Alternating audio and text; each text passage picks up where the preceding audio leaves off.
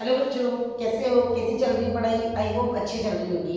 मैं कल्पना जैन, आपकी biology educated, आज आपके लिए लेकर के आई हूँ हाउ डू ऑर्गेनिज्म रिप्रोड्यूस। तो इस चैप्टर में हम पढ़ते हैं हाउ कि ऑर्गेनिजम्स जो होते हैं, ऑर्गेनिज्म हम पढ़ चुके हैं, ठीक है, ये कैसे रिप्रोड्यूस करते हैं। तो सबसे पहले हम ये जानना चाहेंगे कि व्हाट इज रिप्रोडक्शन, कि आखिर रिप्रोडक्शन होता क्या है। Reproduction means producing young one of its own kind. Own kind का मतलब होता है अपने ही जैसे नए यंग वन, न्यू इंडिविजुअल, या सिंपल लैंग्वेज में हम कहें चिल्ड्रन, कि अपने ही जैसे यंग वन को प्रोड्यूस करने के प्रोसेस को हम क्या कहते हैं? रिप्रोडक्शन कह सकते हैं। अब अगला क्वेश्चन आता है व्हाई इट इज एसेंशियल, कि पहली चीज तो ये क्या ये लाइफ प्रोसेस की तरह इंपॉर्टेंट है? ये इंपॉर्टेंट है, बट लाइफ प्रोसेस की तरह डेली रूटीन के अंदर जिस तरह से एक्सक्रीशन ये सब होता है उतना इंपॉर्टेंट नहीं है। हाँ, लेकिन ये जरूरी क्यों है? For the existence and continuity of the species. Species का मतलब होता है जो आपस में इंटरब्रीड कर सके। अब अगर किसी भी लाइफ की एग्जिस्टेंस होनी है, कंटिन्यूटी होनी है, तो उसके लिए क्या जरूरी है? रिप्रोडक्शन जरूरी है। अगर रिप्रोडक्शन नहीं होगा तो आने वाली जनरेशन नहीं होगी और वो स्पीशीज जो होगी वहीं की वहीं खत्म हो जाएगी। तो अब इसके अंदर हम पढ़ेंगे कि रिप्रोडक्शन जो होता है वो कैसे होता है, कितने टाइप्स का होता है, और उसमें भी अलग अलग डिफरेंट मोड्स पढ़ेंगे। तो हम सबसे पहले बात करेंगे टाइप्स ऑफ रिप्रोडक्शन की, कि रिप्रोडक्शन को हम मेनली कितने टाइप में क्लासिफाई कर सकते हैं। रिप्रोडक्शन जो होता है टू टाइप्स का होता है, asexual and sexual. Asexual reproduction and sexual reproduction. वैसे तो वेजिटेटिव मोड ऑफ रिप्रोडक्शन भी होता है, लेकिन उसे एसेक्सुअल में ही काउंट कर लिया जाता है। तो स्पेशली हम कहेंगे कि रिप्रोडक्शन जो होता है टू टाइप्स का होता है, एसेक्सुअल और सेक्सुअल। एसेक्सुअल का मतलब क्या होता है? Only one parent, only one parent is required. अगर केवल एक ही पेरेंट से न्यू जनरेशन बन सकती है तो इस टाइप की रिप्रोडक्शन को हम क्या कहते हैं? एसेक्सुअल रिप्रोडक्शन कहते हैं। और if two parents are required, two parents, that means mother and father, two parents are required। अगर हम कंपेयर करें एसेक्सुअल और सेक्सुअल को, तो हम क्या कहेंगे कि एसेक्सुअल रिप्रोडक्शन के अंदर पेरेंट्स कितने होते हैं? ओनली वन पेरेंट होता है, जबकि सेक्सुअल रिप्रोडक्शन में कितने होते हैं? टू पेरेंट्स होते हैं। अब इसको अगर हम आगे बात करें तो हम ये कह सकते हैं कि जो एसेक्सुअल रिप्रोडक्शन है उसके अंदर जब एक ही पेरेंट इन्वॉल्व हो रहा है, उस कंडीशन के अंदर उसके अंदर क्या वेरिएशंस होगी? तो हम कहेंगे कि उसमें वेरिएशंस नहीं के बराबर होगी, यानी कि very less variations, very less variations. Reason क्या होगा? अगर इसके अंदर पहली बात तो जेनेटिक जो कंट्रीब्यूशन होगा वो केवल एक ही पेरेंट का होगा, इसलिए इसमें वेरिएशंस नहीं आएंगे। थोड़े बहुत जो वेरिएशंस आएंगे वो एनवायरनमेंट की वजह से आएंगे, एनवायरमेंटल डिस्टर्बेंस की वजह से आएंगे। यहाँ पर वेरिएशंस होंगे, यहाँ पर आपको अच्छे खासे वेरिएशंस देखने को मिलेंगे। उसके पीछे रीजन क्या होगा कि 50% क्रोमोसोम्स जो होंगे वो आएंगे मदर के, और 50% क्रोमोसोम या कह सकते हैं जीन, 50% पार्ट जो होता है वो तो होता है फादर का, और 50% जो पार्ट होता है वो होता है मदर का, इसलिए यहाँ पर वेरिएशंस ज्यादा आती है। उसके बाद हम ये कह सकते हैं कि ये जो होता है ये कैसा होता है? फास्ट प्रोसेस होता है। ये कैसा होता है? स्लो प्रोसेस होता है। इसका इवोल्यूशन में कोई रोल नहीं होता है, नो रोल इन एवोल्यूशन, जबकि इसका एवोल्यूशन में रोल होता है। तो इस तरीके से आप कह सकते हो कि एसेक्सुअल और सेक्सुअल में क्या डिफरेंस होते हैं? इसमें ओनली वन पेरेंट इन्वॉल्व होता है, इसमें two parents mother and father दोनों इन्वॉल्व होते हैं। इसके अंदर वेरिएशंस नहीं के बराबर होती है, इसमें वेरिएशंस होती है। उसका रीजन होता है कि गैमेट फॉर्मेशन होता है, फ्यूजन होता है, फर्टिलाइजेशन होता है, नए डीएनए आते हैं। तो इस तरीके से 50% जो होते हैं फादर के और 50% मदर का कंट्रीब्यूशन होता है। तो यहाँ आपको वेरिएशंस देखने को मिलती है। उसके बाद ये जो प्रोसेस होता है वो फास्ट होता है, जबकि ये प्रोसेस कैसा होता है? स्लो होता है। उसके बाद में बात करें जब इसके अंदर चेंजेस नहीं के बराबर होते हैं तो इसमें इवोल्यूशन नहीं होता है। इसमें इवोल्यूशन, हमारे इवोल्यूशन के लिए अगर कोई रिस्पांसिबल है तो वो क्या रिस्पांसिबल है? सेक्सुअल रिप्रोडक्शन रिस्पांसिबल है। अब आपसे अगर ये पूछा जाए कि डीएनए कॉपिंग, एक पॉइंट इसके अंदर दे रखा आपकी बुक के अंदर, डीएनए कॉपिंग। अब ये क्या होता है डीएनए कॉपिंग? कि जब सेक्सुअल रिप्रोडक्शन पूरा है तो जैसे ह्यूमन बीइंग की हम बात करें, ह्यूमन बीइंग के अंदर होते हैं 46 क्रोमोसोम्स, 46 क्रोमोसोम्स, ये 46 क्रोमोसोम मेंटेन रखने के लिए जब रिप्रोडक्शन होता है 23 इसमें से आते हैं मदर में से, 23 आते हैं मदर से और 23 आते हैं फादर से। अब जब ये क्रोमोसोम्स आ रहे हैं तो सबसे पहले क्या होता है कि सेल के अंदर डीएनए जो होते हैं, क्रोमोसोम्स के अंदर जो डीएनए होते हैं, ये डीएनए कैसे हो जाते हैं, डीएनए हो जाते हैं डबल। फिर उसके बाद जब गैमेट्स बनते हैं तो ये दोनों डीएनए 50% डीएनए एक गैमेट में चला जाता है और 50% डीएनए जो होता है सेकंड गैमेट के अंदर चला जाता है। इस तरीके से पहले डीएनए डबल होते हैं, फिर वो 50-50 होकर के अलग-अलग सेल के अंदर चले जाते हैं। तो ये जो डीएनए कॉपी होती है ये किसके लिए रिस्पांसिबल होती है, किस रिप्रोडक्शन के अंदर यूजफुल होती है, तो ये होती है सेक्सुअल रिप्रोडक्शन के अंदर।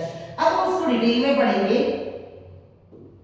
कि हमें रिप्रोडक्शन के टाइप्स पढ़ने हैं। यहाँ से मेनली आपका सिलेबस चालू होता है। सबसे पहले हम बात करेंगे कि रिप्रोडक्शन में हमें इस चैप्टर में क्या क्या पढ़ना है। रिप्रोडक्शन, इसमें हम पढ़ेंगे 2 types, asexual reproduction, asexual reproduction, second हम पढ़ेंगे sexual reproduction। asexual reproduction के फिर हम और पार्ट्स पढ़ेंगे।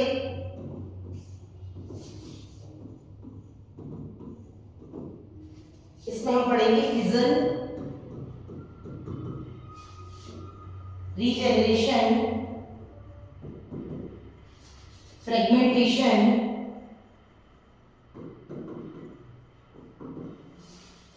Budding, spore formation and last one vegetative reproduction, vegetative propagation.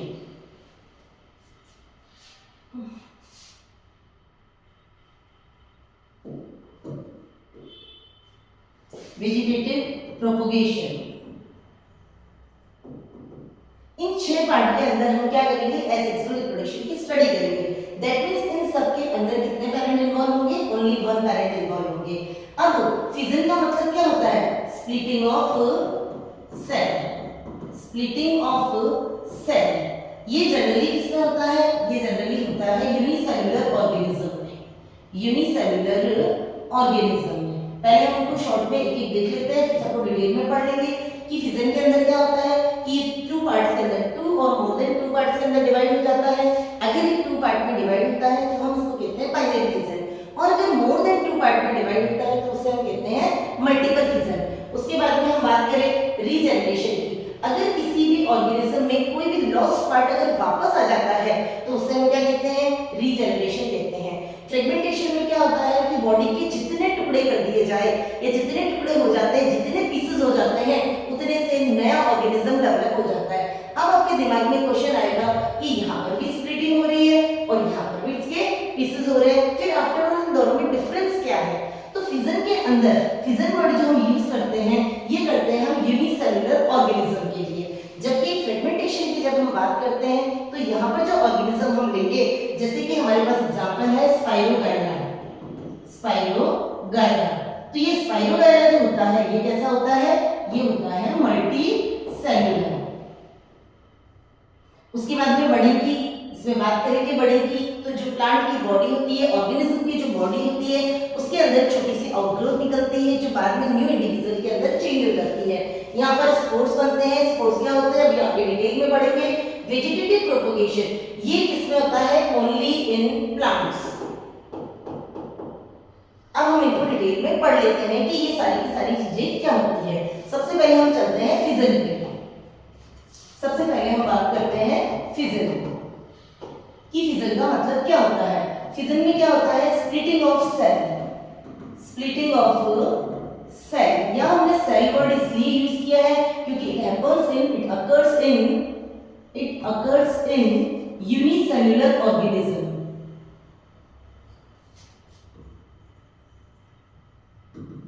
ये किसमें होता है, यूनिसेल्युलर ऑर्गेनिज्म में होता है।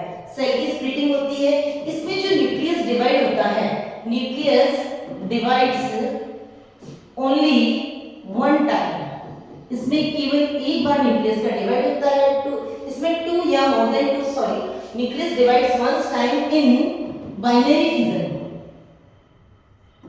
Binary fission. हम इसके 2 टाइप्स पढ़ेंगे। फिजन के 2 टाइप्स होते हैं। एक तो होता है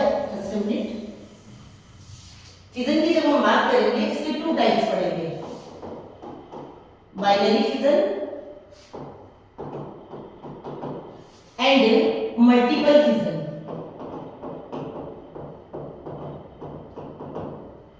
यहां पर जो होता है nucleus divides only one time, nucleus divides only one time, केवल एक बार न्यूक्लियस डिवाइड होता है, जबकि इसमें जो न्यूक्लियस डिवाइड होता है वो होता है मैनी टाइम्स। न्यूक्लियस डिवाइड्स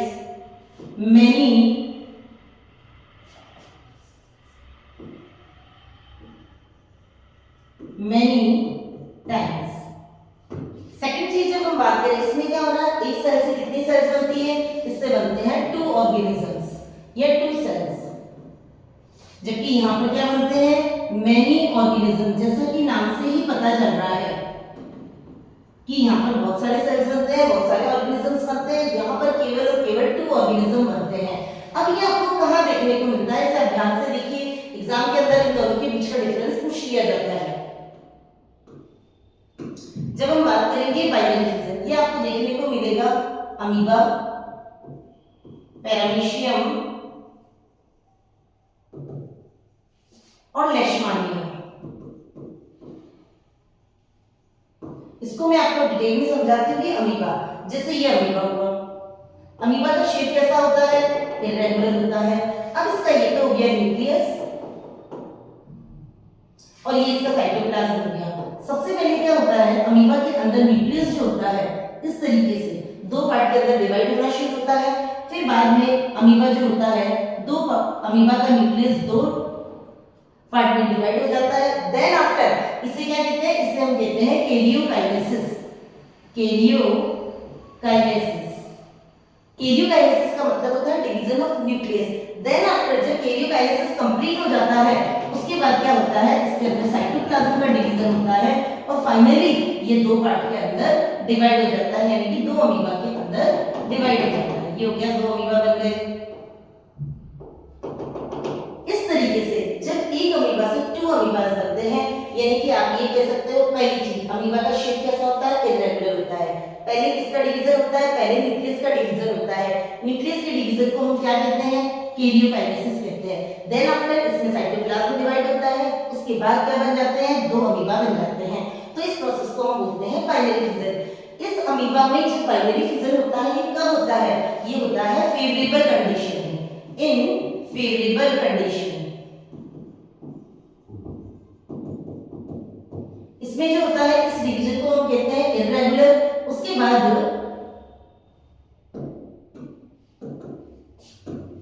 ये अमीबा में जो डिवीजन होता है इसको हम बोलते हैं इरेगुलर फिजन। इरेगुलर फिजन का मतलब होता है किसी भी प्लेन से हम करें वो 2 पार्ट के अंदर डिवाइड हो जाएगा। लेकिन जब हम बात करते हैं पैरामीशियम की, तो पैरामीशियम के अंदर क्या होता है, पैरामीशियम के अंदर ये होता है बाइनरी। कौन सा वाला, लॉन्गिट्यूडिनल। अब आपसे एनसीईआरटी में क्वेश्चन मेंशन है कि ओरिएंटेड फिजन या definite fission. Definite oriented fission यानी कि एक ही साइड से अगर होता है, जैसे इसमें हुआ था अमीबा में इरेगुलर, उस टाइप से नहीं होकर के डेफिनेट तरीके से होता है, तो उसका एग्जांपल हो जाएगा आपके लेशमानिया। और लेशमानिया से जो डिजीज होती है उसका नाम होता है काला अजर। ये आपको याद रखना है। तो इस तरीके से 2 पार्ट के अंदर डिवाइड होने को हम बोलते हैं बाइनरी फिजन। लेकिन अगर कोई भी ऑर्गेनिज्म मैनी पार्ट्स के अंदर या मैनी ऑर्गेनिज्म के अंदर डिवाइड होता है तो उसे आप क्या कह सकते हो, मल्टीपल फिजन। मल्टीपल फिजन आपको कहां देखने को मिलेगा, मल्टीपल फिजन आपको देखने को मिलेगा, मल्टीपल फिजन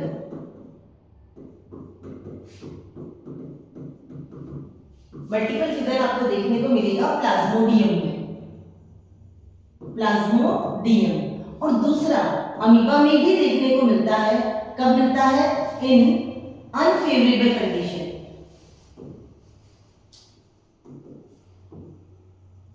अब अगर एग्जाम में आपसे क्वेश्चन पूछा जाता है कि अमीबा में फेवरेबल कंडीशन में कौन सा फिजन होता है, तो बाइनरी फिजन होता है। अनफेवरेबल कंडीशन में कौन सा फिजन होता है, तो वो होता है आपका मल्टीपल फिजन। अब बात करते हैं प्लाज्मोडियम में। ये प्लाज्मोडियम है, एक और चीज होती है कि यहाँ पर सिस्ट का फॉर्मेशन होता है जो बाइनरी फिजन में नहीं होता है। अनफेवरेबल कंडीशन होती है, उन्हें पूरे कंपोनेंट्स नहीं मिलते हैं, उस कंडीशन में उसके चारों तरफ वो क्या करते हैं, प्रोटेक्टिंग लेयर बना लेते हैं, जिसे हम क्या कहते हैं, सिस्ट कहते हैं। अब यहाँ पर न्यूक्लियस डिवाइड हो जाएगी और थोड़ा थोड़ा साइटोप्लाज्म भी अपने चारों तरफ ले लेंगे। पहले न्यूक्लियस का डिवीजन होगा, देन साइटोप्लाज्म का डिवीजन होगा और फाइनली ऐसे बहुत सारे प्लाज्मोडियम बन जाएंगे।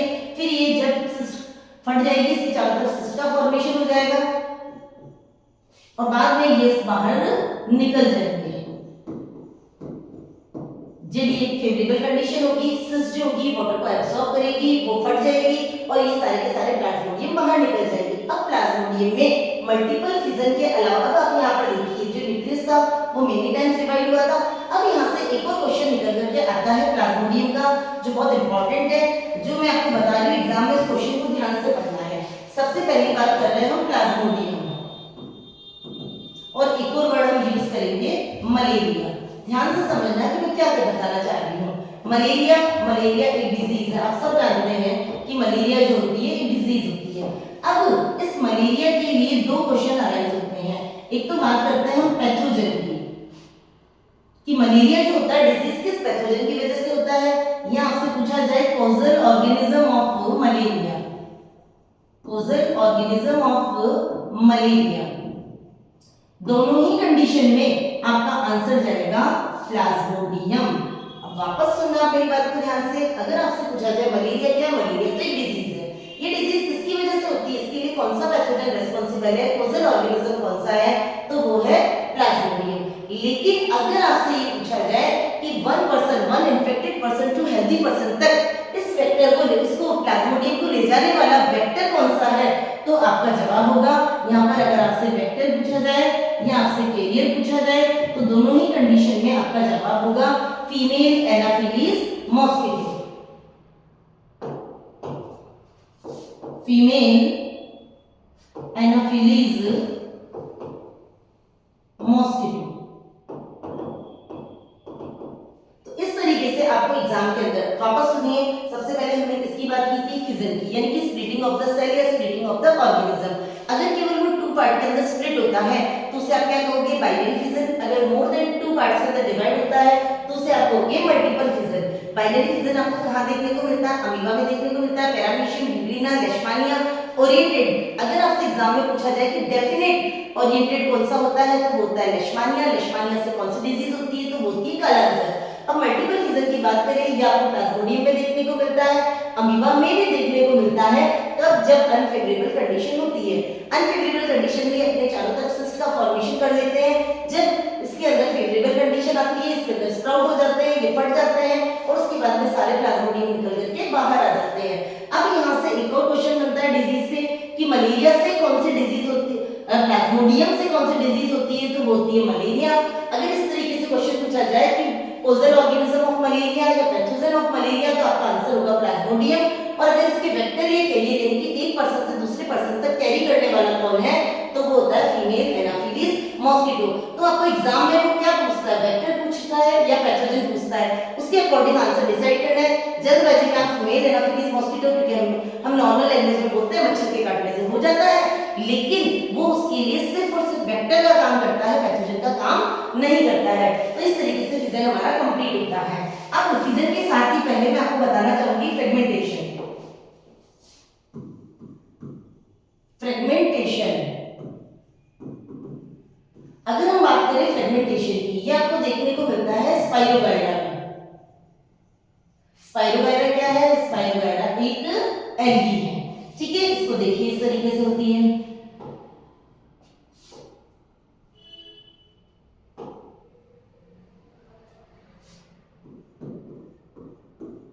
अब ये स्पाइरोगाइरा है, ये कैसी है, मल्टी सेलुलर है। अब इसके जितने भी पीसेस हो जाते हैं, हर पीस जो होता है ये न्यू ऑर्गेनिज्म बना लेता है।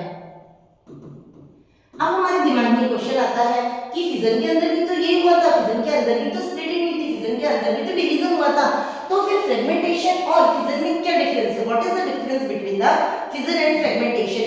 तो आपका सीधा सीधा आंसर होना चाहिए कि फिजन के अंदर जो डिवीजन हो रहा है, यानी कि फिजन जो प्रोसेस हो रहा है वो किसके अंदर हो रहा है, इन यूनिसेल्युलर ऑर्गेनिज्म, यूनिसेल्युलर ऑर्गेनिज्म। लेकिन अगर हम बात करते हैं फ्रेगमेंटेशन की, तो ये किसमें होता है, ये होता है मल्टी सेल्युलर ऑर्गेनिज्म में। ये आपको ध्यान रखना है, क्योंकि आपके दिमाग में क्वेश्चन आएगा कि जब इसमें भी टुकड़े हो रहे हैं, उसमें भी पीसेस हो रहे हैं, जब दोनों में पीसेस हो रहे हैं, तो आपकी डिफरेंस क्या है। तो फिजन होता है आपका यूनिसेल्युलर में और ये होगा आपका मल्टीसेल्युलर में। थर्ड वन में हम चलते हैं रीजेनरेशन।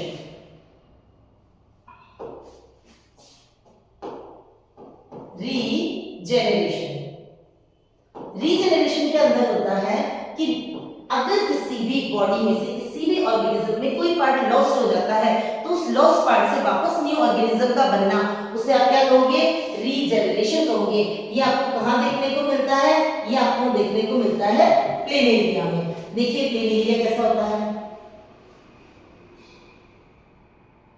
इस तरीके से प्लेनेरिया है। अब इस प्लेनेरिया के अगर 3 पीस कर दिए, जैसे सपोज मैंने, तो जैसे ये 3 पार्ट बन गए, 1 2 और 3 पार्ट, 1 2 एंड 3 पार्ट। अब इसका जो भी लॉस्ट पार्ट है, यानी कि हम बात करेंगे इसकी, तो इसके अंदर ऊपर वाला पूरा पार्ट नया आ जाएगा। अगर मैं बात करूं इसकी, तो इसमें भी नीचे वाला और ऊपर वाला दोनों पार्ट नया आ जाएगा। अगर हम बात करें इसकी, तो इसमें नीचे वाला पार्ट पूरा नया आ जाएगा। इस तरीके से लॉस्ट पार्ट में से नए ऑर्गेनिज्म का बनना। यहाँ पर क्या हुआ, जितने इसके पीस हुए हैं, यहाँ पर भी पीस, लेकिन यहाँ पर क्या कह रहा है, यहाँ पर हम वर्ड यूज कर रहे हैं लॉस्ट पार्ट। लॉस्ट पार्ट का रीजनरेट होना, this process is known as regeneration. ये आपको कहां देखने को मिलेगा, ये आपको देखने को मिलेगा प्लेनेरिया में। नेक्स्ट पे चलते हैं हम बडिंग।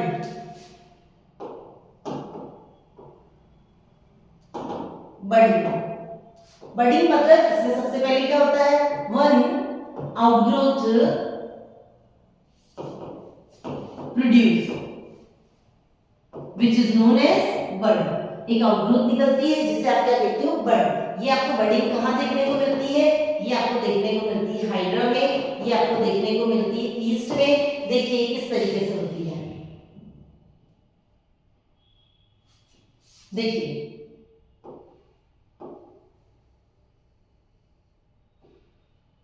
ये हाइड्रा है, इसमें छोटी सी बड अराइज हो जाती है। इस तरीके से छोटी सी बड निकल करके आती है। इसको क्या बोलते हैं, टेंटिकल्स बोलते हैं। ठीक है, अब यहाँ पर क्या होगा कि बड जो है ये धीरे धीरे धीरे धीरे बड़ी होने लगेगी। इस तरीके से ये बड जो होगी धीरे धीरे बड़ी हो जाएगी। फाइनली ये क्या होगी, यहाँ से डिटैच हो जाएगी। डिटैच होकर के ये एक नया अमीबा, सॉरी नया हाइड्रा बना लेगी। इस तरीके से बडिंग इन हाइड्रा, यानी कि ये हाइड्रा है, हाइड्रा के अंदर छोटी सी आउटग्रोथ निकलती है। इस आउटग्रोथ को हम क्या बोलते हैं, इस आउटग्रोथ को हम बड बोलते हैं। इसमें कंटिन्यूअसली सेल डिवीजन होगा, ये बड जो होगी बड़ी हो जाएगी। फाइनली ये सेपरेट होकर के क्या बना लेगी, नया हाइड्रा बना लेगी। ये सेम चीज हमें ईस्ट में, ईस्ट क्या होता है, इट इज यूनिसेल्युलर फंगस। ये एक यूनिसेल्युलर फंगस होती है। इसके अंदर भी सेम इसी तरीके से क्या होता है, आउटग्रोथ होती है। इस तरीके से बड निकलती है, धीरे धीरे ये इस तरीके से आगे बड निकलती जाती है। इसको हम बोलते हैं बड फॉर्मेशन इन ईस्ट। ईस्ट क्या है, अब आपसे सीधा सीधा पूछा जाए कि बडिंग किसमें होती है, तो बडिंग होती है आपके हाइड्रा और ईस्ट में। यहाँ पर एग्जांपल्स बहुत इंपॉर्टेंट है। सबसे पहले जैसे अगर आपसे पूछा जाए कि फिजन के एग्जांपल क्या है, तो फिजन के 2 टाइप, अगर केवल फिजन पूछे तो वहां पर आपका अमीबा भी सही है, प्लाज्मोडियम भी सही है, लेशमानिया भी सही है। लेकिन अगर वहां पर क्वेश्चन इस तरीके से पूछा जाता है बाइनरी फिजन बताओ, आप अमीबा बता सकते हो। अगर बाइनरी फिजन इन डेफिनेट ओरिएंटेशन, तब आपका आंसर होगा लेशमानिया। उसी तरीके से अगर बडिंग के एग्जांपल पूछे तो आप होंगे हाइड्रा एंड ईस्ट। रीजनरेशन का पूछे तो आपका एग्जाम में आंसर होगा प्लेनेरिया। ठीक उसी तरीके से अगर फ्रेगमेंटेशन का एग्जांपल पूछे तो आप बताओगे spirogyra. Next one, spore formation.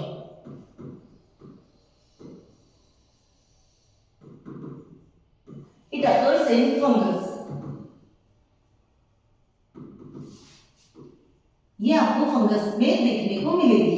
देखिए फंगस में क्या होता है, इस तरीके से स्पोरेंजियम बन जाते हैं। ये तो हो जाएगी हाइफी, ये इसका वेजिटेटिव पार्ट हो जाएगा, ये इसका रिप्रोडक्टिव पार्ट है जिसे आप कहोगे स्पोरेंजियम। स्पोरेंजियम एक बल्ब लाइक स्ट्रक्चर हो गई, उसके अंदर छोटे छोटे छोटे छोटे स्पोर्स होते हैं। ये स्पोर्स कैसे होते हैं, ये होते हैं यूनिसेल्युलर स्पोर्स। जब अनफेवरेबल कंडीशन होती है तो ये स्पोरेंजियम के अंदर पैक रहते हैं। जैसे ही फेवरेबल कंडीशन आती है, ये जो स्पोरेंजियम है ये यहाँ से फट जाता है और यहाँ से स्पोर्स जो होते हैं बाहर निकल जाते हैं। दे जर्मिनेट इनटू न्यू ऑर्गेनिज्म, ये नए ऑर्गेनिज्म बना लेते हैं। इस तरीके से हमने 5 टाइप्स के एसेक्सुअल रिप्रोडक्शन पढ़ लिए। अब हम एक और रिप्रोडक्शन पढ़ेंगे, एसेक्सुअल रिप्रोडक्शन पढ़ेंगे, जिसका नाम है वेजिटेटिव प्रोपगेशन। वेजिटेटिव प्रोपगेशन केवल और केवल प्लांट में होती है। जैसा कि उसके नाम से पता चल रहा है, वेजिटेटिव प्रोपगेशन का मतलब क्या होता है, वेजिटेटिव पार्ट, हमारे पास नया वर्ड है vegetative propagation only in plant. अभी तक जो आपने पढ़े उनमें हमने अलग से लाइन नहीं लिखी थी, यहाँ पर ये लाइन लिखनी है आपको, only in plant. That means new plant arise from the vegetative part of the plant. यानी कि आप यहाँ पर वर्ड बोल सकते हो कि new plant arise from vegetative part of the plant. अब अगर हम वेजिटेटिव प्रोपगेशन को आगे डिवाइड करें तो हम इसे 2 टाइप्स में डिवाइड कर सकते हैं, एक तो नेचुरली और एक आर्टिफिशियली। यानी कि नेचुरल वेजिटेटिव प्रोपगेशन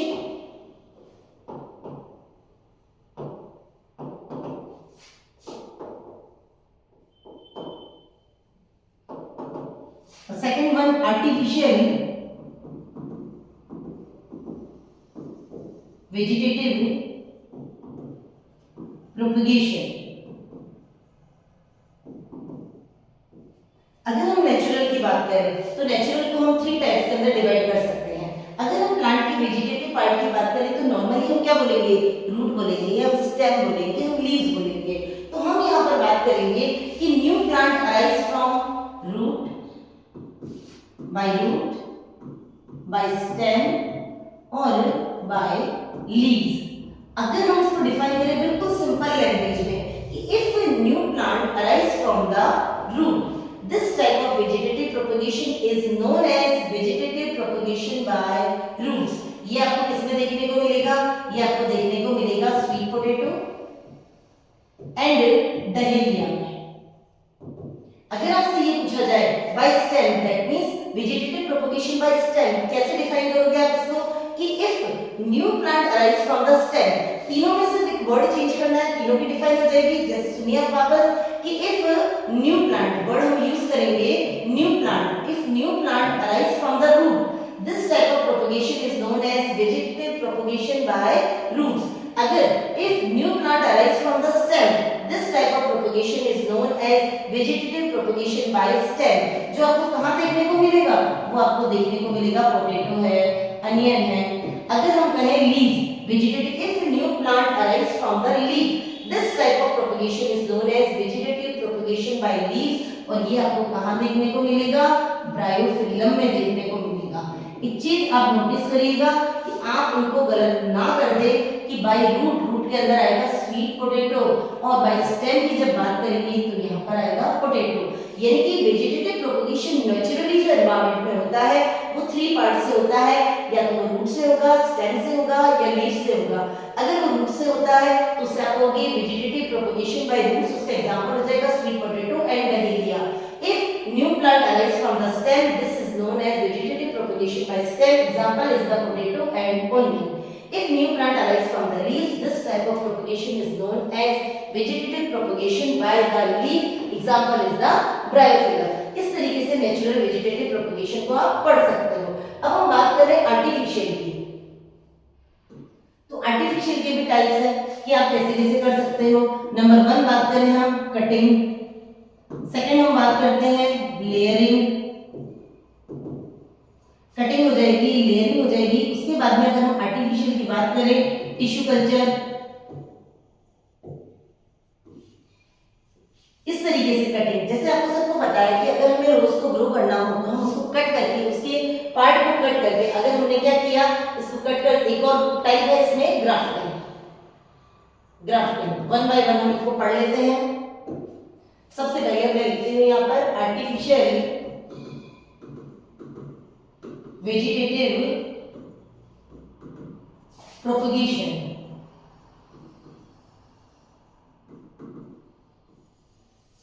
फर्स्ट हम पढ़ेंगे कटिंग, यानी कि आपने क्या किया, आप रूट को कट करके लगा सकते हो, स्टेम को कट करके लगा सकते हो, क्योंकि हम जानते हैं स्टेम को कट करके लगाते हैं, किसको लगाते हैं, रूट्स को लगाते हैं।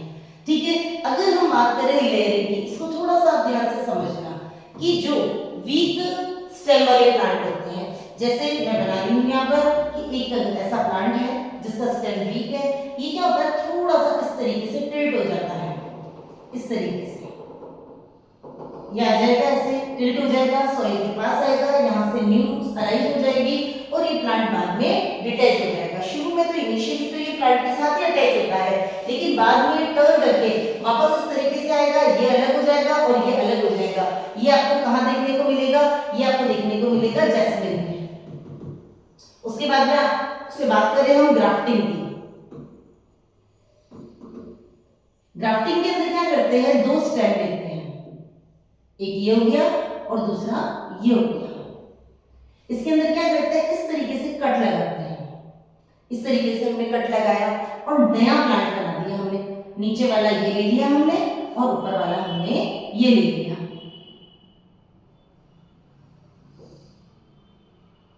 इस तरीके से ये जो नया प्लांट आया, इसमें इन दोनों के कैरेक्टर्स है। अब आपको क्या याद रखना है कि जिसका रूट वाला हमने पार्ट लिया उसको तो हम बोलते हैं स्टॉक, और जो अपर वाला पार्ट लिया उसको हम बोलते हैं सीजन। तो इस तरीके से सीजन और स्टॉक लेके दोनों को आपस में ज्वाइन कर देंगे और जो नया प्लांट आएगा उसमें दोनों के कैरेक्टरिस्टिक होंगे। इसका एग्जांपल आप ले सकते हो मैंगो। अब उसके बाद में हम बात करते हैं लास्ट वन, वेजिटेटिव प्रोपगेशन का लास्ट पार्ट आर्टिफिशियली, जिसके अंदर सबसे इंपॉर्टेंट पार्ट आएगा आपके टिश्यू कल्चर। टिश्यू कल्चर जिसको आप माइक्रो प्रोपगेशन भी बोल सकते हो। माइक्रो प्रोपगेशन किसी को आप बोल सकते हो इन विट्रो फर्टिलाइजेशन।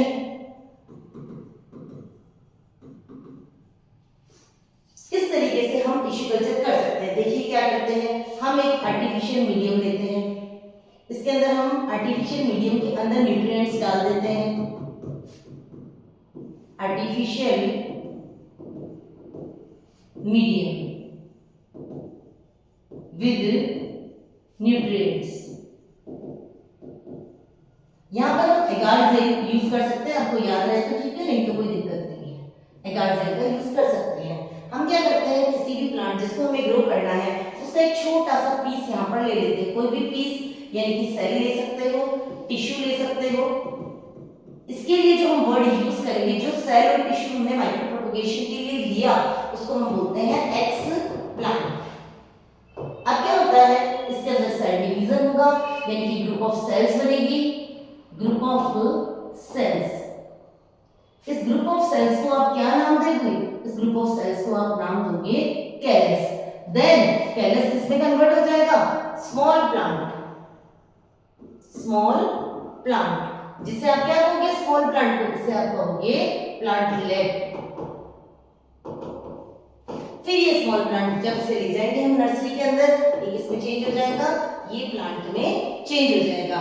इस तरीके से टिश्यू कल्चर के थ्रू आर्टिफिशियली क्या कर सकते हैं, किसी भी प्लांट को ग्रो कर सकते हैं। यानी कि जो भी हमें प्लांट ग्रो करना हो उसका एक छोटा सा पार्ट लिया, सेल ले सकते हो, टिश्यू ले सकते हो, इसे आप क्या कहोगे, एक्स प्लांट कहोगे, यानी कि प्लांट का एक पार्ट। फिर इसे क्या करेंगे, आर्टिफिशियल मीडियम के अंदर डाल देंगे जिसके अंदर न्यूट्रिएंट्स होंगे, स्पेशली इसके अंदर हम एगार जेल ले सकते हैं। यहाँ पर क्या होगा, सेल डिवीजन होगा।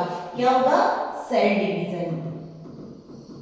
और इस सेल डिवीजन से क्या बनेगी, ग्रुप ऑफ सेल्स बनेगी। और इस ग्रुप ऑफ सेल के लिए जो हम टर्म यूज करते हैं उसे हम बोलते हैं कैलस। ये फिर आगे और सेल डिवाइड होगा, ये छोटे प्लांट के अंदर कन्वर्ट हो जाएगा, इस छोटे प्लांट को हम बोलते हैं plantlet. Finally this plant convert into the तरीके से हमने वेजिटेटिव प्रोपगेशन को कंप्लीट किया। ये हमने सेक्सुअल रिप्रोडक्शन को पूरी तरह से कंप्लीट कर लिया। अब हम चलते हैं सेक्सुअल रिप्रोडक्शन। सेक्सुअल रिप्रोडक्शन में जैसा कि मैं आपको समझा चुकी हूँ, इसके अंदर दो पेरेंट इन्वॉल्व होते हैं। ये कैसा होता है, इसके अंदर क्या क्या होता है? सेक्सुअल रिप्रोडक्शन के अंदर बहुत सारी चीजें होती है, जिसके अंदर हम ये पढ़ सकते हैं। इसके अंदर एक तो मेल गैमेट होता है, एक फीमेल गैमेट होता है, फिर इन दोनों का फ्यूजन होता है। फ्यूजन को क्या बोलते हैं? हम फर्टिलाइजेशन बोलते हैं। फर्टिलाइजेशन से क्या बनता है? जाइगोट बनता है। जाइगोट से क्या बनता है? एम्ब्रियो बनता है, और एम्ब्रियो से कंप्लीट ऑर्गेनिज्म बनता है। यानी कि आप ये कह सकते हो कि सेक्सुअल रिप्रोडक्शन के अंदर दो पेरेंट हुए, एक मेल हुआ एक फीमेल हुआ। मेल से बना मेल गैमेट, अभी पढ़ेंगे इसमें क्या आएगा। फीमेल से आएगा फीमेल गैमेट। इन दोनों का फ्यूजन होगा, यानी कि fusion of male and female gamete, जिसे आप क्या कहोगे? फर्टिलाइजेशन कहोगे। फर्टिलाइजेशन से क्या बनेगा? न्यू सेल बनेगी। ये एक सेल होती है, ठीक है। ये जो होते हैं ये होते हैं हैप्लॉइड, और ये जो सेल होती है ये कैसी होती है? ये होती है डिप्लॉइड। इससे क्या बन जाएगा? इसमें सेल डिवीजन होगा। सेल डिवीजन से एम्ब्रियो में कन्वर्ट हो जाएगा। फाइनली ये कंप्लीट ऑर्गेनिज्म में चेंज हो जाएगा। अब हम इसके अंदर पढ़ेंगे सेक्सुअल रिप्रोडक्शन इन प्लांट्स।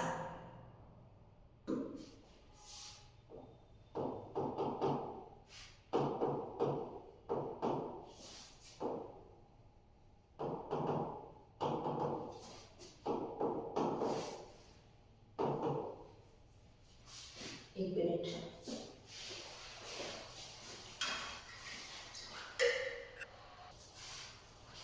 ठीक है, देखो अब हमको क्या पढ़ना है? Sexual reproduction in plant. इस सेक्सुअल रिप्रोडक्शन इन प्लांट्स के अंदर हमें बहुत सारी चीजें पढ़नी है। अब पहले इसमें सबसे पहले हम पढ़ेंगे कि प्लांट के अंदर जो रिप्रोडक्टिव ऑर्गन होता है वो क्या होता है। फर्स्ट वर्ड आएगा हमारा रिप्रोडक्टिव ऑर्गन ऑफ प्लांट। अगर आप प्लांट की रिप्रोडक्टिव ऑर्गन की बात करो तो आप इसे क्या कहोगे? फ्लावर। अब कैसे इसके अंदर रिप्रोडक्शन होता है वो हम डिटेल में पढ़ेंगे। ये सबसे पहले हम बात करेंगे, अगर आपसे पूछा जाए कि प्लांट के अंदर रिप्रोडक्टिव पार्ट जो होता है वो क्या होता है, तो वो होता है फ्लावर। तो सबसे पहले हमको किसकी स्टडी करनी पड़ेगी? फ्लावर की। और इस पूरे के अंदर हमें क्या क्या पढ़ना है वो चीज हम देखते हैं। तो सबसे पहले हम पढ़ेंगे फ्लावर।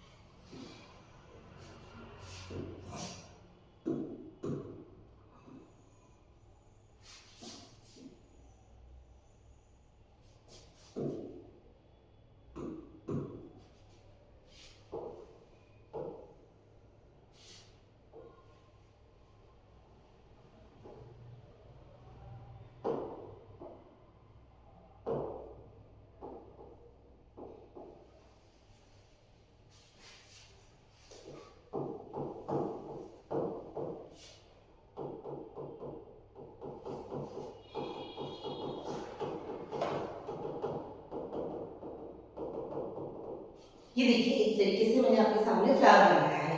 इसमें जो ये लोअरमोस्ट पार्ट होता है इसको हम बोलते हैं थैलेमस। इसका जो ये स्वॉलोइंग पार्ट है जिसे आप क्या बोलोगे? थैलेमस। और इसका जो नीचे वाला पार्ट है इसको आप बोलोगे पेडिसेल। यहाँ से आप ध्यान से समझना, फ्लावर के पार्ट समझना बहुत जरूरी है। ये मैंने चाइना रोज लिया है। यहाँ पर हमने कहा कि ये जो लोअरमोस्ट पार्ट है, जो स्वॉलोइंग पार्ट है, इसको आप बोलोगे थैलेमस। नीचे वाला पार्ट जो होता है इसको हम बोलते हैं पेडिसेल। अब यहाँ पर ये जो ग्रीन कलर की लीव्स है इनको आप क्या बोलते हो? इनको आप बोलते हो सेपल। इनको आप बोलते हो पेटल। उसके बाद इसको आप बोलोगे पिस्टल, या दूसरा नाम बोल सकते हो आप कार्पल। और ये जो पार्ट है इसको आप बोलोगे स्टेम। यहाँ से आप ध्यान से समझना, अगर आपको ये समझ में नहीं आया तो सेक्सुअल रिप्रोडक्शन इन प्लांट्स का भी समझ में नहीं आएगा।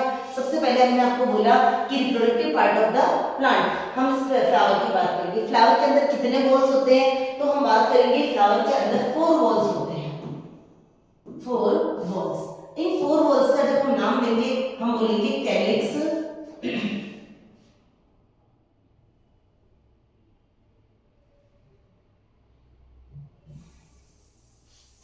4 होल्स की बात करते हैं। क्या बोलोगे आप इनके अंदर? Number 1 calyx, number 2 Corolla, number 3 androecium और नंबर 4 गाइनोशियम। इन चारों को आप समझिए कि ये मैंने क्या लिखा है। सबसे पहले देखिए ये कैलिक्स क्या है? ये जो आप आउटर मोस्ट पार्ट देख रहे हो, जो ये आपको ग्रीन कलर का दिखाई दे रहा है, इसको एक एक पार्ट को यानी कि सिंगल सिंगल लीफ को हम बोलते हैं सेपल, और ग्रुप ऑफ सेपल को आप बोलोगे कैलिक्स, ग्रुप ऑफ सेपल। तो आप ग्रुप ऑफ सेपल को क्या बोल सकते हो? कैलिक्स बोल सकते हो। उसके बाद ये रेड वाला जो कलरफुल पार्ट है, इसके एक एक पार्ट को तो हम बोलेंगे पेटल, और ग्रुप ऑफ पेटल को आप बोलोगे कोरोला, ग्रुप ऑफ पेटल। इसको आप क्या बोलोगे? इसको आप बोलोगे कोरोला। देन आफ्टर इसके अंदर मैंने 2 पार्ट बनाए हैं, उसमें ये फीमेल रिप्रोडक्टिव पार्ट है जिसको हम बोलते हैं गाइनोशियम। गाइनोशियम किससे बना हुआ होता है? ये बना हुआ होता है पिस्टल और कार्पल। एक ही बात है, एक ही के 2 नाम है, पिस्टल और कार्पल। और अगर हम गाइनोशियम की बात करें तो ये जो स्टेमेन बने हुए हैं, तो आप यहाँ पर लिख सकते हो ग्रुप ऑफ स्टेमेन। अब यहाँ पर मैंने देखिए कि यहाँ पर पिस्टल और कार्पल पे मैंने ग्रुप नहीं लिखा है। क्यों? क्योंकि ये सिंगल भी हो सकता है, बाकी सारे के सारे ग्रुप्स में होंगे। यानी कि group of sepal is known as calyx, group of petal is known as corolla, group of stamen is known as androecium, pistil and carpel it is known as the gynoecium. एक और चीज आपको ध्यान रखनी है, वो क्या ध्यान रखनी है? एंड्रोशियम जो होता है ये होता है male reproductive organ, male reproductive organ. जबकि हम बात करें गाइनोशियम की तो ये क्या होता है? Female reproductive organ. तो ये सारी बेसिक चीजें आपको ध्यान रखनी है। अब इसको आगे समझते हैं कि हम बात करते हैं सेपल्स की। ये सेपल्स जो होते हैं, सबसे पहले आपको देखिए मैंने कौन से कलर का बनाया है? इसको ग्रीन कलर का बनाया है। तो अगर आपसे इनकी फंक्शन पूछी जाए, इनकी लोकेशन पूछी जाए, तो सबसे पहले आप क्या कहोगे? आउटर मोस्ट, अगर आपसे बात करें कैलिक्स की, व्हाट इज कैलिक्स? तो outer most wall of the flower, flower के आउटर मोस्ट वॉल को आप क्या कहते हो? कैलिक्स कहते हो। It is the group of sepal, ये सेपल से मिलकर के बना हुआ होता है। अब इसका फंक्शन क्या होता है? ग्रीन। अब आपको पता है कि जहां पर भी ग्रीन है प्लांट के अंदर, वहां पर क्लोरोफिल है। क्लोरोफिल का क्या काम है? फोटोसिंथेसिस। तो ये सेपल भी क्या करेंगे? फोटोसिंथेसिस। नंबर 1 कि अगर हम बात करें इसकी सेपल की, तो आप एक ही चीज को अच्छे से समझिए। सेपल, ग्रुप ऑफ सेपल को आप क्या कहोगे? Calyx, group of sepal. जब सेपल्स आपस में मिल जाएंगे तो आप इसको क्या कहोगे? कैलिक्स। अब इनका काम क्या होता है कि अगर हम फंक्शन की बात करें तो ये क्या करते हैं? क्योंकि ग्रीन कलर के होते हैं, तो पहली चीज ये क्या करेंगे? फोटोसिंथेसिस। ये फोटोसिंथेसिस करने का काम करते हैं। सेकंड वन, क्योंकि आउटर मोस्ट है, तो जब बर्ड स्टेज में फ्लावर होता है तो उसका ये क्या करते हैं? प्रोटेक्शन करते हैं। तो हम ये लिख सकते हैं protect flower in bud stage. Bud stage के अंदर ये क्या करते हैं? फ्लावर को प्रोटेक्ट करते हैं। तो इस तरीके से calyx, what is calyx? It is group of sepals, it is green in colour, it perform photosynthesis and protect flower in the bud stage. इस तरीके से कैलिक्स हमारा कंप्लीट होता है। अब आगे चलते हैं हम कोरोला। अभी मैंने कोरोला यानी कि क्या बनाया था? ग्रीन पार्ट बनाया था, सॉरी रेड पार्ट बनाया था। तो आप क्या कहोगे? Group of Corolla. कोरोला की ग्रुप को आप क्या कहते हो? Calyx. Corolla group of petals. Petals की ग्रुप को आप क्या बोलते हो? कोरोला बोलते हो। कैसे कलर का होता है? ये कलरफुल होता है। यहाँ तो मैंने आपको रेड बनाया था, लेकिन ये मोस्टली कलरफुल होता है। कलरफुल होने से इसका क्या बेनिफिट होता है? Attract insect for pollination. ये पॉलिनेशन के लिए क्या करते हैं? इंसेक्ट को अट्रैक्ट करते हैं। अभी हम पढ़ेंगे पॉलिनेशन क्या होता है। तो इस तरीके से कोरोला जो होता है वो क्या होता है? Group of petals is known as corolla. It is colourful part in the flower, it attract insect for the pollination. Third one जो हम बात कर रहे थे एंड्रोशियम और गाइनोशियम की, तो देखिए हम बात कर रहे हैं एंड्रोशियम, एंड्रोशियम एंड गाइनोशियम, दोनों को हम एक साथ पढ़ेंगे। एंड्रोशियम की अगर हम बात करें, it is the male reproductive part, male reproductive part. इसकी बात करें गायनेशियम की, तो ये हो जाएगा फीमेल रिप्रोडक्टिव पार्ट।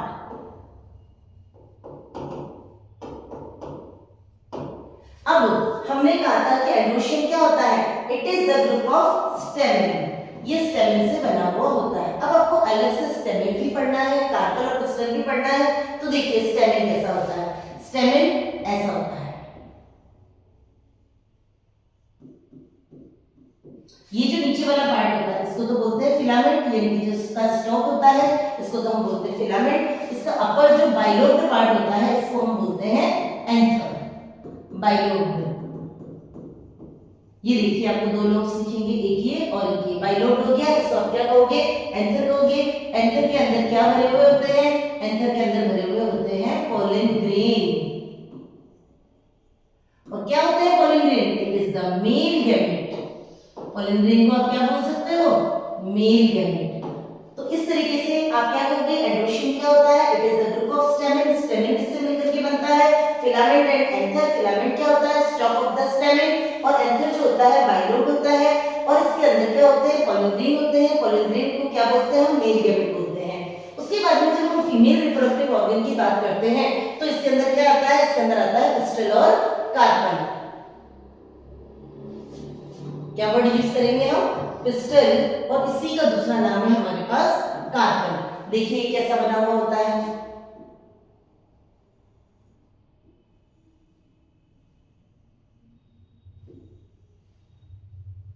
ये वाला जो पार्ट होता है इसको तो बोलते हैं स्टाइल, इसको हम बोलेंगे स्टिग्मा, और इसको बोलेंगे हम ओवरी।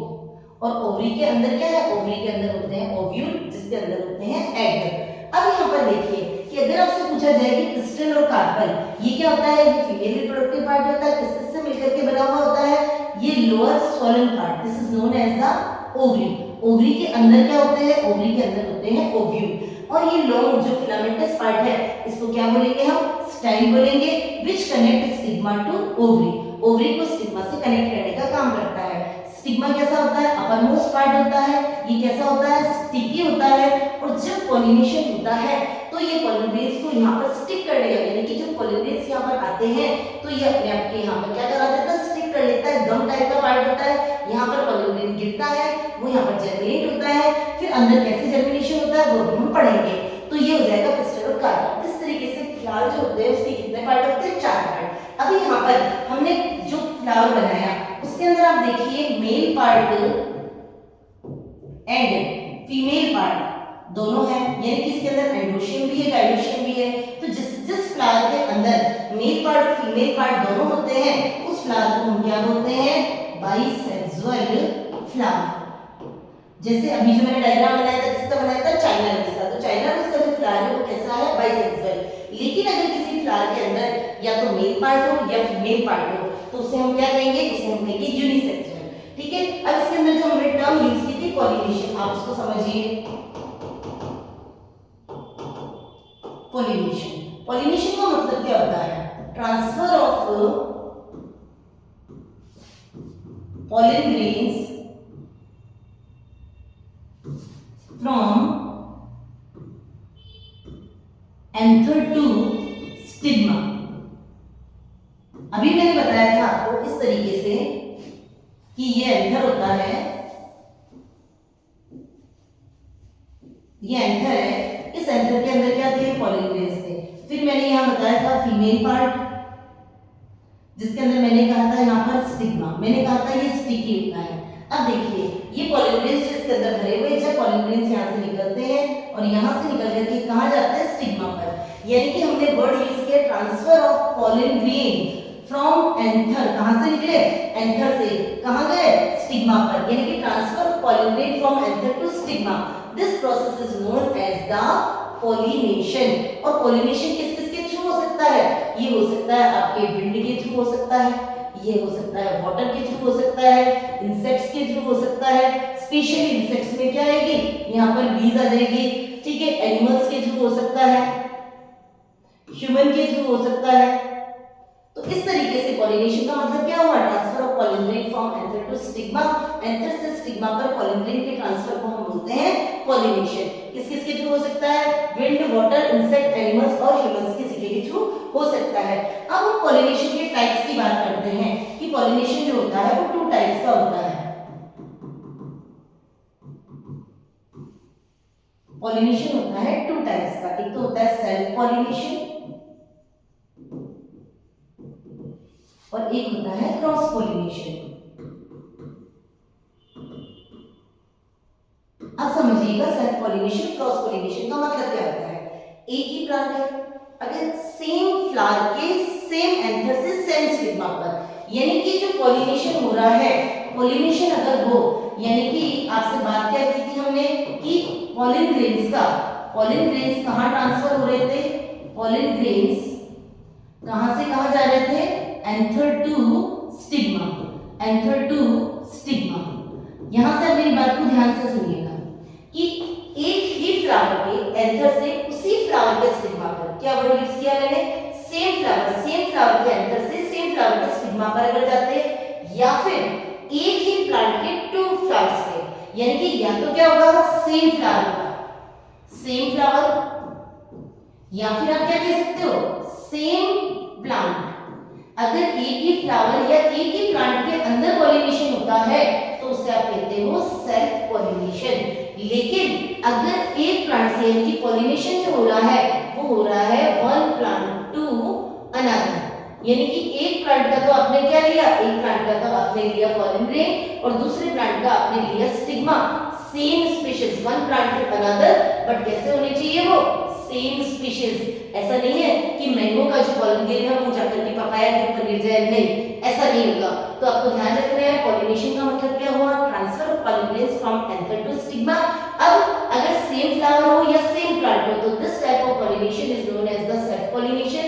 और अगर वन प्लांट से अनदर प्लांट के ऊपर जब जा रहा है तो उसे आप कहोगे क्रॉस पॉलिनेशन। तो अब हम इसके अंदर पढ़ेंगे कि सबसे पहले हमने कहा फ्लावर क्या होता है, इसका मेल पार्ट क्या है, फीमेल पार्ट क्या है, पॉलिनेशन हमने पढ़ लिया। अब आगे का प्रोसेस पढ़ते हैं। अब देखिए जब हम बात कर रहे हैं, ये हमने पार्ट बना दिया, किस तरीके से पॉलिनेशन के आगे का प्रोसेस होगा।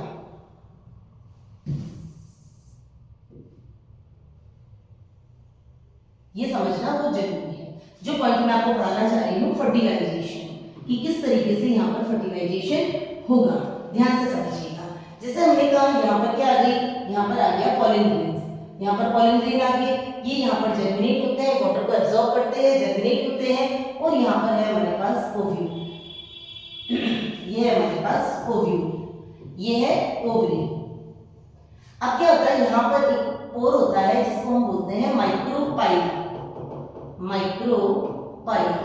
अब जब ये जर्मिनेट होता है तो एक लॉन्ग ट्यूब बनाता है, इस तरीके से ट्यूब बनाएंगे, ट्यूब बना करके ये अंदर की तरफ जाएंगे और ये माइक्रोपाइल से यहाँ पर एंट्री होगी, इस तरीके से ये ट्यूब बनेगी और ट्यूब की एंट्री कहाँ से होगी, माइक्रोपाइल के अंदर होगी। अब यहाँ से मेरी बात को ध्यान से समझिएगा कि जब ये पॉलिन ग्रेन यहाँ पर था तो यहाँ पर क्या होता है, वेजिटेटिव पार्ट और जर्मिनेटिव पार्ट होते हैं। तो यहाँ पर जब आगे चलते हैं तो ये गैमेट्स जो होते हैं 2 गैमेट्स बना लेते हैं, यानी कि जो मेल पार्ट होता है पॉलिन ग्रेन जब जर्मिनेट होता है उसके अंदर डिवीजन हो जाता है और यहाँ पर 2 मेल गैमेट्स बन जाते हैं, 2 मेल गैमेट। ध्यान से सुनिएगा यहाँ पर बात को जो मैं समझाना चाहती हूँ। अब ये जो पॉलिन ग्रेन आता है तो यहाँ से एंट्री होती है माइक्रोपाइल के थ्रू। अब मैं ओव्यूल को अलग से बना रही हूँ,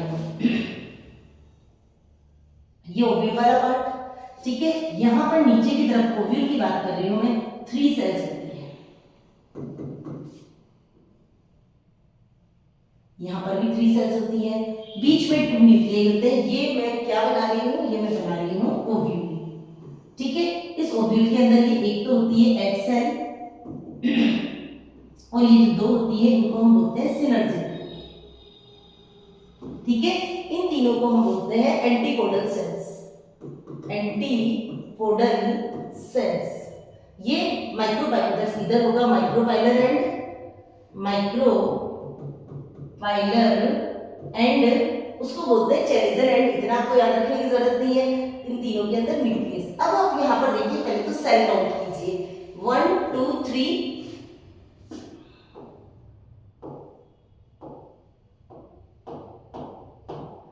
ये 1 2 3 4 5 6 और ये सेंटर में, ठीक है। इस तरीके से इसके अंदर क्या होती है 7 तो सेल्स होती है। लेकिन अगर आप न्यूक्लियस को काउंट करोगे 1 2 3 4 5 6 7 8 और 8 क्या होंगे इसमें न्यूक्लियस। तो जो एंजियोस्पर्म का ओव्यूल होता है उसके अंदर सेल्स तो कितनी होती है 7 होती है, लेकिन न्यूक्लियस कितने होते हैं उसके अंदर 8 होते हैं। अब आप आगे की बात सुनिए कि यहाँ माइक्रोफाइल से जब एंट्री होती है इन दो गैमेट में से एक गैमेट, यानी कि मैं बात करूंगी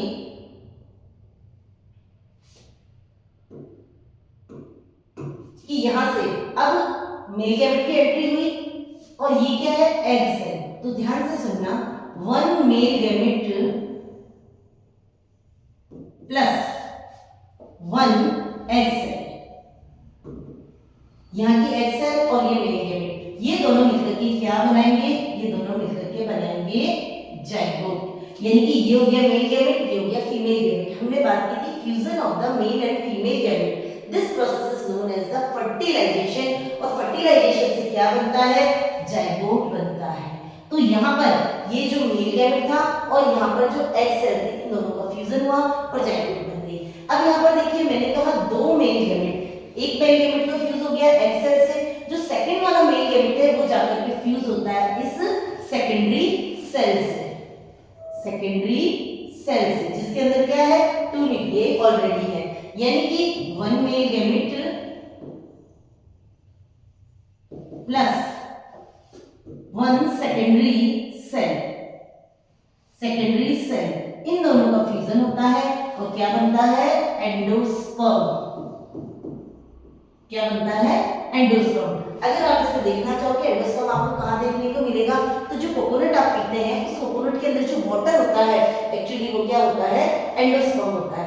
अब क्या होता है कि यहाँ पर मेल गैमेट और एग सेल से बना जाइगोट, सेकंड मेल गैमेट और सेकेंडरी सेल से मिलकर के बना एंडोस्पर्म। यहाँ पर देखिए कि एक मेल गैमेट का एक न्यूक्लियस और यहाँ पर कितने न्यूक्लियस थे, यहाँ पर थे 2 न्यूक्लियस। तो इस फ्यूजन को हम कहते हैं ट्रिपल फ्यूजन।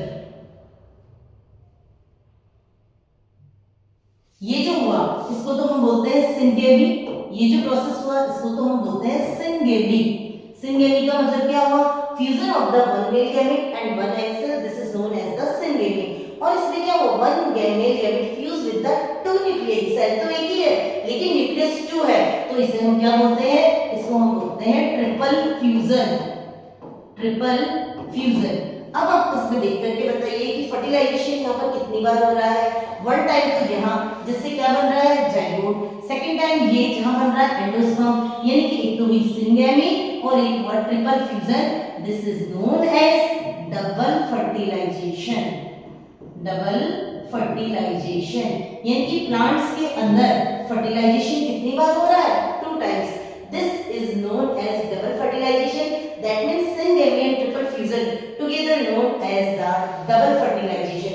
तो हमने प्लांट को फ्लावर की स्टडी कर ली, उसके बाद में हमने पॉलिनेशन पढ़ लिया, पॉलिनेशन के बाद में क्या हो गया फर्टिलाइजेशन हो गया, डबल फर्टिलाइजेशन हो गया। अब इसमें क्या क्या बने, अब इसके अंदर बना एक तो जाइगोट।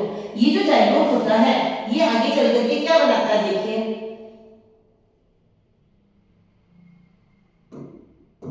अगर हम बात करें जाइगोट की तो जाइगोट में क्या होगा सेल डिवीजन होगा, सेल डिवीजन से क्या बनेगा एम्ब्रियो बनेगा। जबकि ये जो एंडोस्पर्म था ये इस डेवलपिंग एम्ब्रियो को क्या करेगा नरिशमेंट प्रोवाइड करेगा, provide nourishment to developing embryo. ये डेवलपिंग एम्ब्रियो को क्या करेगा नरिशमेंट प्रोवाइड करेगा। उसके अलावा हमने पढ़ा था इसके अंदर ओव्यूल और ओवरी। ओव्यूल जो होगा वो आगे चल के क्या बना देगा सीड बना देगा, ओवरी आगे चल के फ्रूट बना देगी। यहाँ से आपका एक इंपॉर्टेंट क्वेश्चन निकल करके आता है कि जाइगोट जो होता है वो आगे चल के क्या बनाता है, वो बनाता है एम्ब्रियो। जाइगोट से बनेगा एम्ब्रियो, ओव्यूल से बनेगा सीड और ओवरी से बनेगा फ्रूट। ये सब बनने के बाद में हम आगे नेक्स्ट पढ़ेंगे, ये सारी चीजें हो गई, ये सब बन गए, उसके बाद में हम पढ़ेंगे लास्ट में generation of the fruit. Germination of the seed, उसके बाद आपका ये टॉपिक कंप्लीट हो जाएगा। जर्मिनेशन ऑफ सीड, इसका बेस्ट एग्जांपल हम लेते हैं ग्राम यानी कि चना। जिस तरीके से हमने ले लिया ग्राम, यहाँ पर आप देखना, नोटिस करना, यहाँ पर एक छोटा सा होल होता है। अतः ये क्यों होता है? जिससे ये वाटर और ऑक्सीजन को एब्जॉर्ब कर सके। जैसे हम बात करते हैं फोटोसिंथेसिस की, तो फोटोसिंथेसिस के अंदर तो क्या करता है? कार्बन डाइऑक्साइड को एब्जॉर्ब करता है। जब जर्मिनेशन होता है तो जर्मिनेशन के प्रोसेस के अंदर रेस्पिरेशन होता है और वाटर और ऑक्सीजन की एंट्री यहाँ से होती है। यहाँ से होता है एंटर वाटर एंड ऑक्सीजन। अगर आपने इसको डिप कर दिया, ये क्या करता है? वाटर को एब्जॉर्ब करता है। स्प्राउटिंग, आपने स्प्राउटेड बीन्स खाए होंगे, तो क्या होता है? इसमें से इस तरीके से बना सकते हैं हम एक और डायग्राम।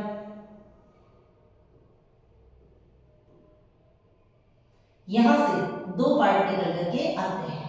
इस ऊपर वाले को तो हम बोलते हैं प्लूमूल या आउटग्रोथ है, इसको हम बोलेंगे प्लूमूल, और इसको हम बोलते हैं रेडिकल, और इन दोनों को हम बोलेंगे cotyledon.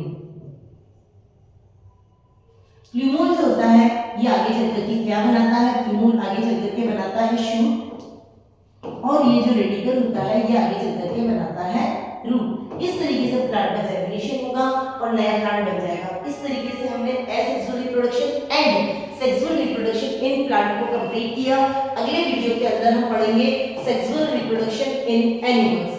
Sexual reproduction in animals ये हम अगले वीडियो के अंदर पढ़ेंगे। तब तक आप आराम से इसको पढ़िए। आपको अगर चैप्टर अच्छा लगा हो तो आप इसको लाइक कीजिए, शेयर कीजिए, सब्सक्राइब कीजिए और इसे हर बच्चे तक पहुंचाइए। और क्योंकि मैंने आपको इसे जल्दी कंप्लीट कराने की कोशिश की है, आपके एग्जाम्स बहुत पास है, तो आप इसको पढ़िए। सारे बेसिक कंसेप्ट्स आपके क्लियर कर दिए गए हैं, आप अच्छे से स्टडी करिए। फिर अगले वीडियो में मैं आपके लिए लेकर के आऊंगी सेक्सुअल रिप्रोडक्शन इन एनिमल्स। तब तक आप अच्छे से पढ़िए।